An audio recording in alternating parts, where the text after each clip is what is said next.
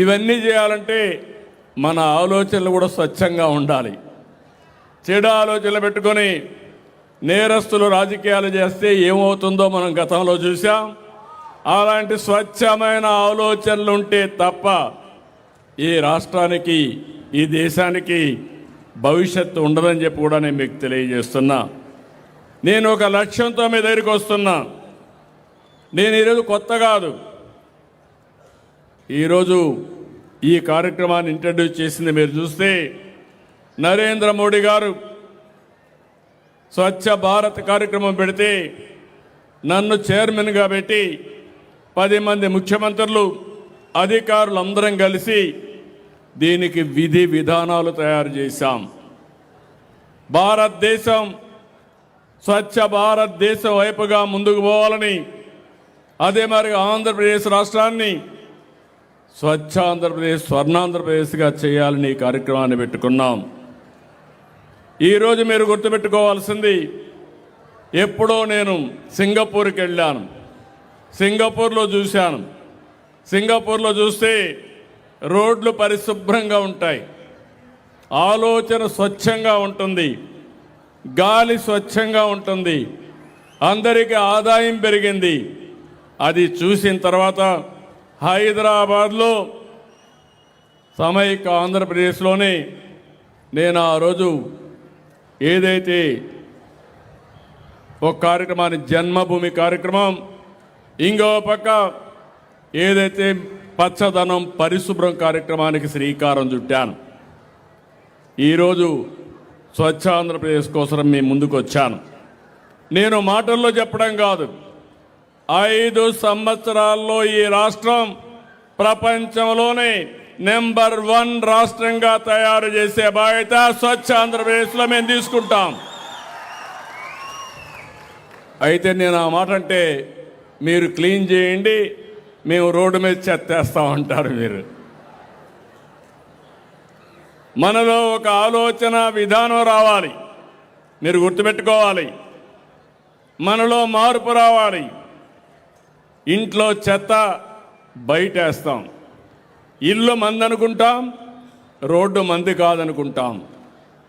అక్కడ పురుగులు, అశుభ్ర వాతావరణంలో మస్కిటోస్ అన్నీ వస్తే మన ఇంట్లో ఉండే మనల్ని కూడా మస్కిటోస్ కుడతాయి.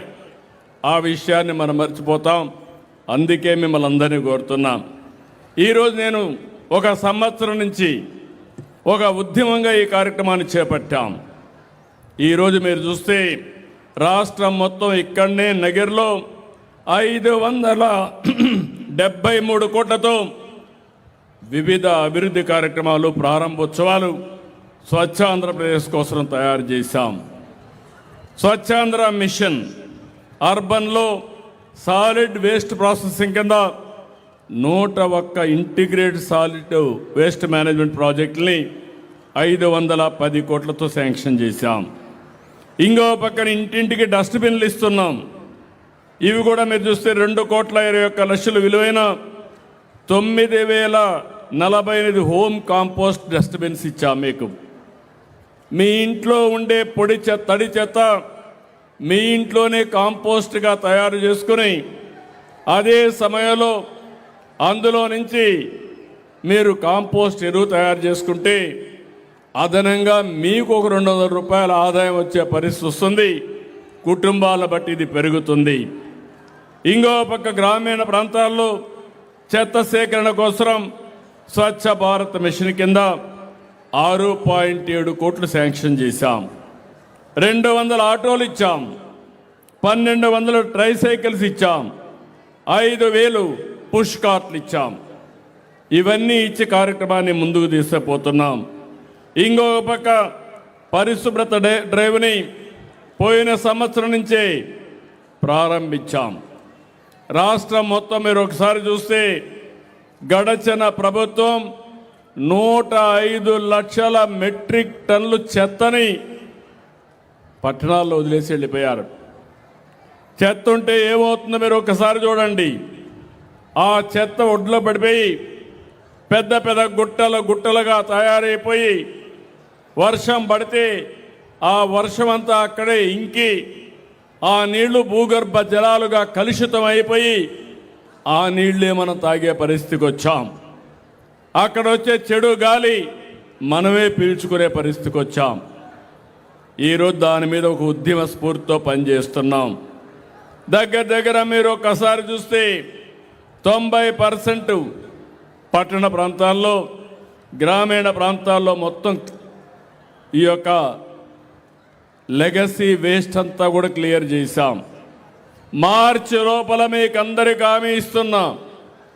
1,12,000 టన్నులు అంటే 112 లక్షల టన్నులు అంటే 1,12 లక్షల టన్నులు చెత్తని పూర్తిగా తీసేసే బాధ్యత ఈ ప్రభుత్వం తీసుకుంటాం. ఇంకొక పక్క ప్రతి ఒక్క ఊర్లో door to door waste collection ఇప్పటికే ఇంటింటికే వస్తున్నారు. పట్టణ ప్రాంతాల్లో 97.26% ఇంటింటికి వచ్చి చెత్త కలెక్ట్ చేస్తున్నాం. గ్రామీణ ప్రాంతాల్లో మీరు చూస్తే 62% కలెక్ట్ చేస్తున్నాం. మార్చికి పట్టణ ప్రాంతాల్లో, గ్రామీణ ప్రాంతాల్లో 100% చెత్తంతా కలెక్ట్ చేసే బాధ్యత తీసుకుంటాం.